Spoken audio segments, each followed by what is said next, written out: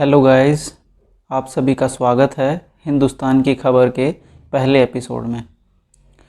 जैसा कि आप सबने देखा होगा, पिछले 10-15 दिनों से लगातार नॉर्थ इंडिया के किसान प्रोटेस्ट कर रहे हैं और इन प्रोटेस्ट का मेन कारण है गवर्नमेंट द्वारा लाए गए 3 फार्मर्स अमेंडमेंट बिल।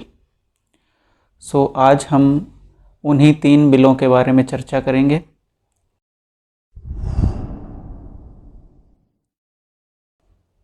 कहानी शुरू होती है 2017-18 की केंद्र सरकार के एक रिलीज़ से, जिसमें सरकार ने सभी राज्य सरकारों को एक रिकमेंडेशन दी कि एक नया एपीएमसी मॉडल और एक नया कॉन्ट्रैक्ट फार्मिंग का मॉडल फॉलो करें। लेकिन उस समय किसी भी राज्य सरकार ने इसको फॉलो नहीं किया, और क्योंकि उस समय राज्यसभा में केंद्र सरकार बहुमत में नहीं थी, तो इसको एक बिल के रूप में वो नहीं ला सके। उसके बाद 2018-19 में एक स्टैंडिंग कमेटी ऑन एग्रीकल्चर बनाई गई, जिसने अपनी रिपोर्ट में एपीएमसी में आने वाली कमियों के बारे में बताया। उस रिपोर्ट में बताया गया कि एपीएमसी की मंडियों की संख्या बहुत ही कम है और कम से कम 22,000 नए ग्रामीण एग्रीकल्चर मार्केट खोले जाने चाहिए, जिनसे छोटा और मझला किसान इन मार्केट्स तक पहुंच सके, क्योंकि 86% छोटे और मझले किसान एपीएमसी का फ़ायदा नहीं ले पा रहे थे।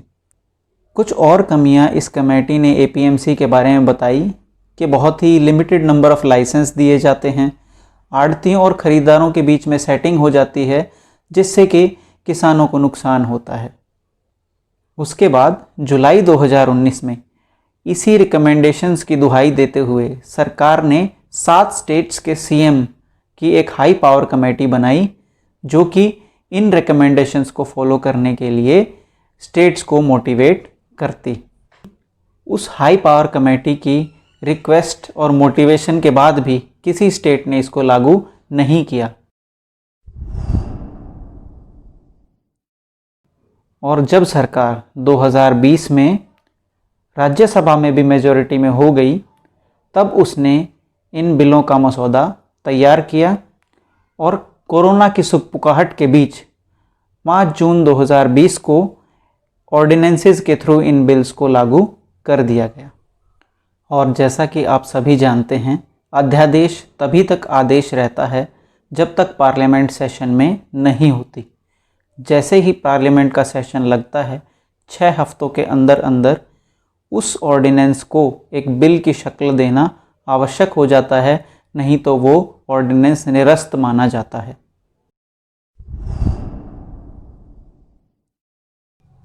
और इसी को ध्यान में रखते हुए केंद्र सरकार ने पार्लियामेंट का सेशन लगते ही इन 3 ऑर्डिनेंसेस को बिल के रूप में पेश किया।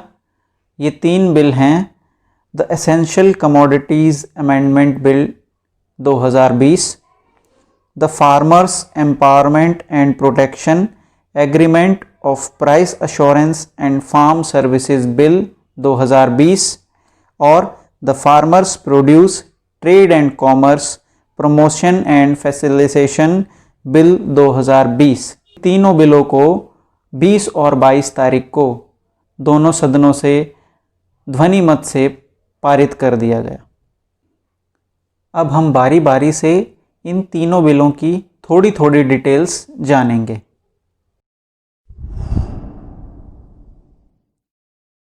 तो एसेंशियल कमोडिटी अमेंडमेंट के अनुसार सरकार कुछ चीज़ों को एसेंशियल कमोडिटीज़ की लिस्ट में रखती थी, जैसे अनाज, कच्चा तेल आदि, और सरकार इन सभी प्रोडक्ट्स की स्टॉकिंग, मतलब उनको जमा करने पर रोक लगा सकती थी, उनकी लिमिट फिक्स कर सकती थी, ताकि उनके दाम बहुत ज़्यादा ना बढ़ें।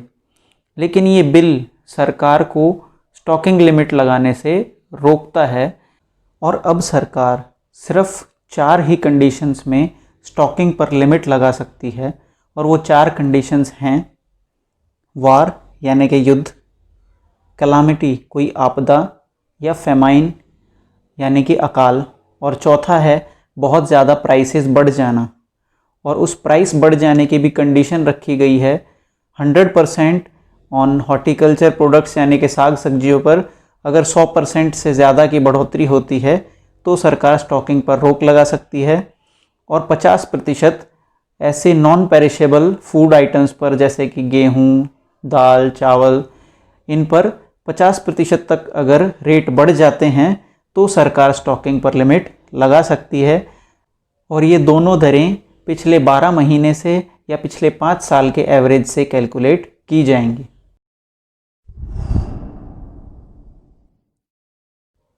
ये बिल कॉन्ट्रैक्ट फार्मिंग यानी कि ठेके पर होने वाली खेती को एक ढांचा प्रदान करता है, जिसके अनुसार खरीदार किसान के फसल बोने से पहले, उगाने से पहले उससे कॉन्ट्रैक्ट कर सकता है उस फसल के लिए।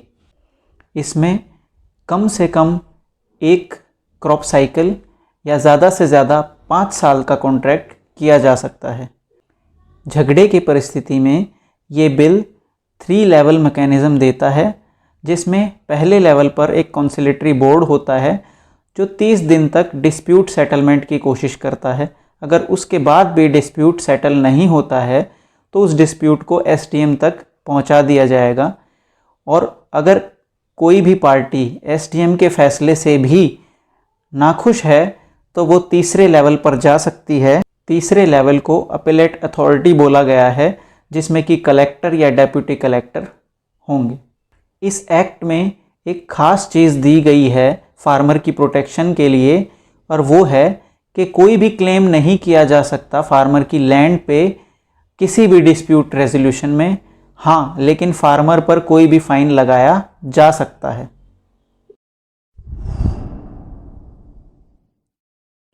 इस एक्ट के अनुसार कोई भी किसान किसी भी राज्य में जाकर अपना प्रोड्यूस बेच सकता है, और कोई भी बायर किसी भी स्टेट में जाकर फार्मर प्रोड्यूस खरीद सकता है without any ad of APMC. उस मार्केट की भी आवश्यकता नहीं है, वो जहां मर्जी ट्रेड कर सकते हैं और गवर्नमेंट्स उस पर कोई भी टैक्स या सेस नहीं लगाएंगी। यहाँ एक और समझने वाली बात है कि एपीएमसी मार्केट्स को ख़त्म नहीं किया गया है, एपीएमसी मार्केट्स वहाँ रहेंगी। अब हम बात करते हैं इन 3 बिल्स के पॉजिटिव इफ़ेक्ट्स की जो कि सरकार ने सामने रखे हैं।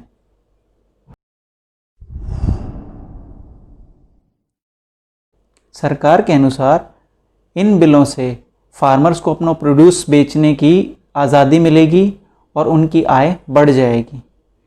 एक और तर्क के अनुसार सरकार कहती है कि एपीएमसी मंडियों में जो धांधलेबाजी और करप्शन चल रहा था वो इन नियमों के आने से बंद हो जाएगा।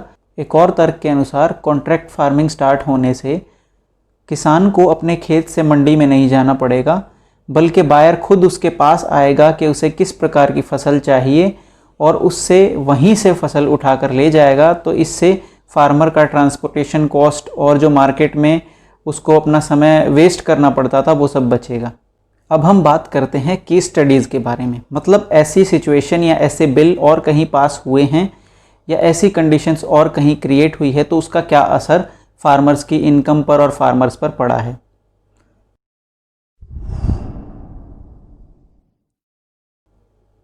तो इसकी पहली केस स्टडी हमारे ही देश में बिहार से है, जिसने 2006 में एपीएमसी एक्ट को रिपील कर दिया था, और एपीएमसी एक्ट रिपील करके गवर्नमेंट ने फार्मर्स को अलाउ कर दिया था फ्रीली अपना प्रोड्यूस बेचने के लिए। लेकिन उसके उल्टे ही असर दिखाई दिए, बहुत सारे किसानों का अनाज और प्रोड्यूस बिना बिका ही रह गया और फार्मर्स इधर से उधर घूमते रहे। दूसरी केस स्टडी है यूरोप से। वहाँ भी इसी प्रकार की कॉन्ट्रैक्ट फार्मिंग को प्रमोट किया गया था, लेकिन वहाँ भी नतीजे निराशाजनक रहे और कुछ समय बाद इस प्रकार की कॉन्ट्रैक्ट फार्मिंग को बंद कर दिया गया। और आज भी यूरोप में फार्मिंग सब्सिडीज़ और रेगुलेटेड मार्केट्स के थ्रू चल रही है। अब हम बात करते हैं फार्मर्स की साइड क्या है। गवर्नमेंट ने तो बहुत ही अच्छी और बहुत ही लुभावनी बातें जो इन बिल्स में है वो बताई हैं, और उनके अकॉर्डिंग फार्मर्स का कोई भी प्रोटेस्ट नहीं बनता। लेकिन फार्मर्स इस विषय पर प्रोटेस्ट क्यों कर रहे हैं, आइए हम ये जानने की कोशिश करते हैं। शुरू में ये प्रोटेस्ट सिर्फ हरियाणा, पंजाब और यूपी के कुछ एरियाज़ में स्टार्ट हुआ, लेकिन जैसे जैसे समय बीतता गया पूरा नॉर्थ इंडिया इस प्रोटेस्ट में मिल गया है और फार्मर्स की डिमांड है कि इन बिल्स को रोल बैक कर लिया जाए और एपीएमसी में कुछ सुधार किए जाएं जिससे फार्मर्स की आय बढ़ सके, एपीएमसी में जो करप्शन हो रहा है वो रुक सके और किसानों की सिक्योरिटी बनी रहे। ज़्यादातर किसान यूनियंस इन एक्ट्स को एपीएमसी मंडियों और एमएसपी पर एक घात के रूप में देख रहे हैं। उनका मानना है कि इन बिलों से एपीएमसी मार्केट्स की अहमियत ख़त्म हो जाएगी। आप ही सोचिए, जिस बायर को बाहर बिना लिमिट के किसान का प्रोड्यूस मिल सकता है वो क्यों एपीएमसी से लाइसेंसिंग और रजिस्ट्रेशन के झंझट में पड़ेगा। साथ ही किसानों का कहना है कि यदि प्राइवेट प्लेयर्स को यहाँ अलाउ कर दिया जाता है तो उनको एमएसपी से भी हाथ धोना पड़ता है। एक और डर जो किसानों को सता रहा है वो है स्टॉकिंग। बड़ी कंपनी स्टॉक करके फ्रेश माल कम से कम दाम पे खरीदने की कोशिश करेंगे, क्योंकि गवर्नमेंट ने पहले ही नियम बना दिया है कि वो सिर्फ 4 ही कंडीशंस में स्टॉकिंग को रोकेगी। वो वॉर हो सकती है, फेमाइन हो सकता है, बहुत ज़्यादा प्राइस राइज हो सकता है या कोई कलामिटी हो सकती है। इसके अलावा किसान यूनियन का ये कहना है कि मिडल मैन्स तो फिर भी बीच में रहेंगे। कोई भी बड़ी कंपनी डायरेक्ट किसान से नहीं खरीदेगी, वो किसी न किसी थर्ड पार्टी कंपनी को अपना एक तरह से कॉन्ट्रैक्ट देगी जो कि एग्रीकल्चर फार्म्स पे उसको कॉन्ट्रैक्ट को इम्प्लीमेंट करवाएगी, जिसको हम आउटसोर्सिंग भी कह सकते हैं। मोर ओवर किसानों का तो यहाँ तक कहना है कि जैसे अंग्रेज ज़बरदस्ती हिंदुस्तानियों से नील की खेती कराते थे, कुछ समय बाद इसी प्रकार प्राइवेट कंपनियां किसानों को फोर्स करके अपनी पसंद की प्रोड्यूस उनसे चाहेंगे और अपने पसंद के प्राइस उनको देंगे। सो दोस्तों, हमने फार्मर बिल के पक्ष में और विपक्ष में दोनों तर्क सुने हैं। अब हम इसका कंक्लूजन निकाल सकते हैं। मेरे हिसाब से सरकार को अभी इन बिल्स को इम्प्लीमेंट करना नहीं चाहिए। उनको किसान यूनियन से बात करनी चाहिए, उनके डरों को, उनके परेशानियों को समझना चाहिए और जो कुछ बदलाव वो इन बिलों में चाहते हैं या रोल बैक भी अगर चाहते हैं तो वो कर देना चाहिए, क्योंकि किसान हमारा अन्नदाता है। और मोदी जी ने भी अपने दोनों टर्म्स में प्रॉमिस किया था कि 2022 तक किसानों की आय दोगुनी कर दी जाएगी, जिसके अभी फ़िलहाल कोई आसार नहीं लग रहे हैं और मुझे बिल्कुल नहीं लगता कि इस स्टेप से उनकी इनकम डबल हो पाएगी। सो अंत में मैं यही कहना चाहूँगा कि कोई भी व्यवस्था बुरी नहीं होती है, उसका क्रियान्वयन, उसका इम्प्लीमेंटेशन जो होता है उस पर उसकी सक्सेस निर्भर करती है।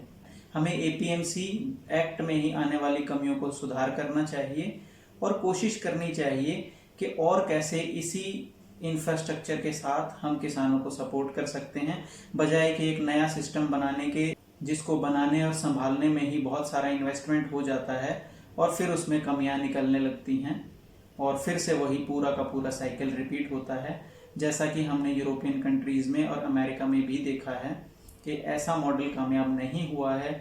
वहाँ भी एग्रीकल्चर और फार्मिंग आज तक सब्सिडाइज्ड चीज़ों पर ही चल रही हैं, चाहे पेस्टिसाइड सब्सिडीज़ हों, चाहे फार्म सब्सिडीज़ हों, या एपीएमसी जैसी मार्केट्स हों, या एमएसपी जैसा सपोर्ट हो। सो आई होप आप सभी को ये वीडियो इन्फॉर्मेटिव लगा होगा। सो मिलते हैं नेक्स्ट टाइम एक नए इशू, एक नई खबर की खबर लेने के लिए। Bye guys.